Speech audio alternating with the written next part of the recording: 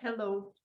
Do you feel stuck in your relationship right now? Do you know that feeling when you were putting the brave face whole day in front of your kids, in front of all people around you? Now in the evening, you safely tuck them in the bed and suddenly you start quietly sobbing and crying. Meanwhile, your partner is sleeping in the next room. Or did you think just about 25th time in an hour about if this relationship is worth saving or if you should just leave? Or does it drive you crazy that you told him, I don't know how many millions times that these things really doesn't work for you and he's still not listening, he still keep doing the same thing as he always done? We all feel stuck in a relationship at some point, and I want to say it's completely normal. It's part of the relationship. And sometimes I know how frustrating and really difficult it can be. In my previous relationship, it took me 2 years before I finally decided that I didn't want to stay in the relationship and I wanted to break up. This period was up and down. One moment I was thinking we are going to stay together, we are going to make it work. I was really committed to it. And then the second moment, I was like, I just want to be free. I don't want to be in this relationship anymore. And it took me 2 years. And it's not like that all unstuck moment disappeared as a miracle in my new relationship. No, I still, especially in the beginning of the relationship, maybe the first 2 years, I felt stuck very often, but I'm happy I learned few things, how to unstuck myself and what really helped me to move past that stuck moment, which feels really, really terrible and it's so frustrating. So this is what I want to share with you, 4 things which really help me.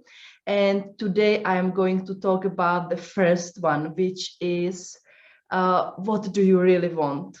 Basically, the objective of this session is basically me sharing what worked for me, but it's also a coaching session. So if you can grab a piece of paper and pen and write down the answers to the questions I will be talking about, that would be really, really great. And I'm sure it can help you. So talking about like why, what is the problem? What I want ideally. So the first question you can ask yourself is how the ideal situation would look like.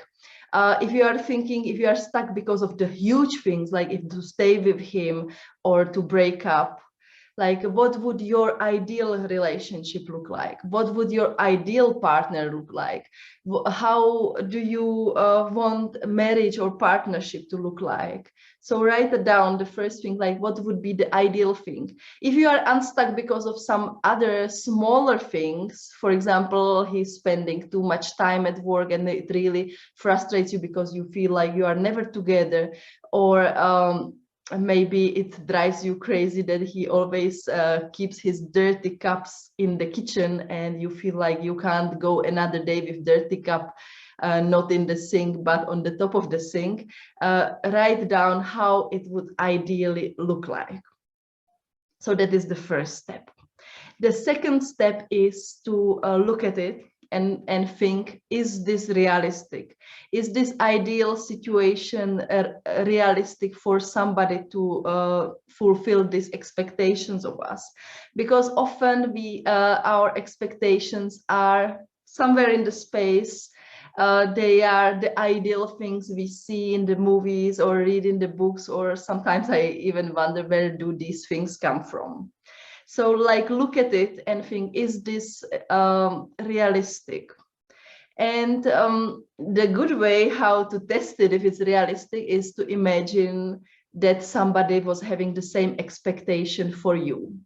So if for example, you were wondering if you want to stay with him or you want to break up, and you wrote down how your ideal relationship would look like, and it would say something like, I want the perfect husband who never argues with me, we never have any disagreements, we agree always 100% on everything, he brings me flowers every day, every anniversary he remembers, he brings gifts, and then he's wonderful father, he earns lots of money, and he has so many friends, he's a known figure in the town, and like on all fronts he is amazing.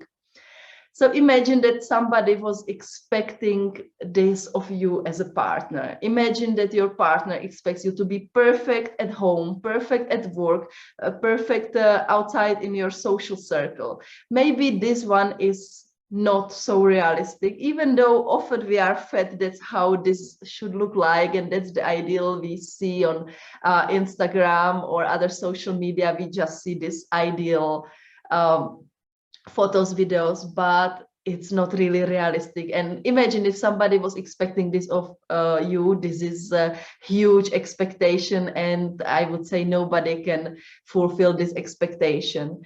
And if you think that your ideal situation is realistic, that you don't want the perfect husband who is perfect everywhere, but you want a husband who shows you the love, who listens to you, who tries to be there for all the important events, who makes time for you and the children, then this sounds realistic and you can work from there. So that was the first step. Like, what do you want ideally, and if it's realistic? Then the second thing you can start writing down on your paper is how important is it? Sometimes we want so many things, but then if we look at it from the broader perspective, we realize maybe they're not that important. A great exercise for this is to imagine that you are old and you are reflecting back on your life, and think like, was it really important that my partner was with me every afternoon, that he came home directly from his job without having any hobbies, and he was just with me? Was it really that important?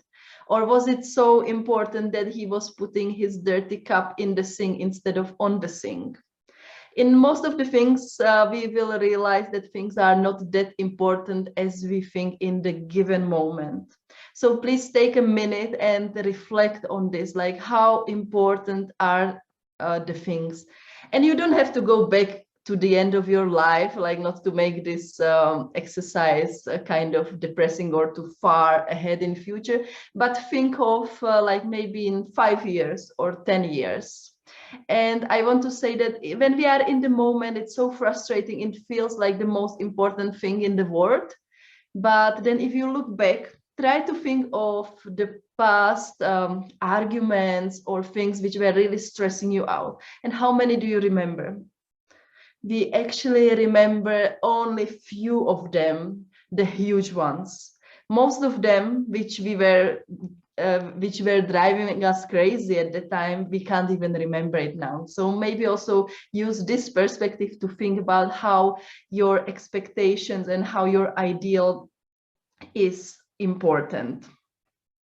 And then the third thing I want to talk about is like, why do you want this ideal thing? This is like a peeling onion, because maybe the first thing you say that I want him to be at home with me because I want us to do something together. I want us to have fun together. But then if you dig deeper and ask, why do you want to spend time together? You says, maybe you answer, because I don't want to be alone. I hate being alone. Then you ask, why do you hate being alone? Because I feel being alone, that like when I'm alone, I feel like I'm abandoned. And you see, as you keep digging deeper, you will realize that usually like the real thing, like why do you want something is something quite different than what you were like telling to your partner or what you were telling yourself. And this is a great way how to start working on what you really want, because ultimately we all want to feel loved. We want to feel cared about. We want to feel valued. We want to feel that somebody is hearing us. So often the arguments we have on the surface about the dirty cups or the spending every day together, it's about something else. It's about things like our deep fears or things which we haven't had in our life so far. So this knowing your why can help you to unstuck, and it's like a first step you can start moving, because I would say the biggest enemy of being stuck is doing nothing. So I would say, like, whatever you do, if it's a step forward, it's a good sign, and you will be moving from feeling unstuck. So today it was just a quick reflection. It basically gave you three main questions. What I want ideally, is it realistic, and how important is it? And then the third one, why do you want it? And once you realize this, you can start working on what you want from there. And I just want to acknowledge that maybe this video, it looked a lot like work on yourself. Often we can only influence things which we are capable of changing, which means we can influence like what we think, what we do. We cannot change the behavior on our partners, just saying do this, this, this. We know all that it doesn't work. So these are the first step. But maybe in the reflection, talking about ideal, you don't find out that it's not important or that it's not realistic. You find out that it's very realistic and it's very important. And you realize that you have been settling down in the relationship. And this is what I wanted to acknowledge, that whatever you find out, if maybe some things are not important, only you actually find out you are settling down and you deserve better, like go for it, because you are amazing person and you deserve the love and the best partner ever. So in the next videos, I will focus on another 3 ways how you can unstuck in your relationship. But if you have done this exercise, I hope you did, because whatever we write down, it has many times bigger power. So feel free to reach out to me in the comments or via DM, for example, on Instagram, and let me know what you discovered. I would be very happy to hear that. And if you feel like you would need more coaching, you're most welcome also to reach out. And don't forget to subscribe so you can watch the next 3 tips on how to get unstuck.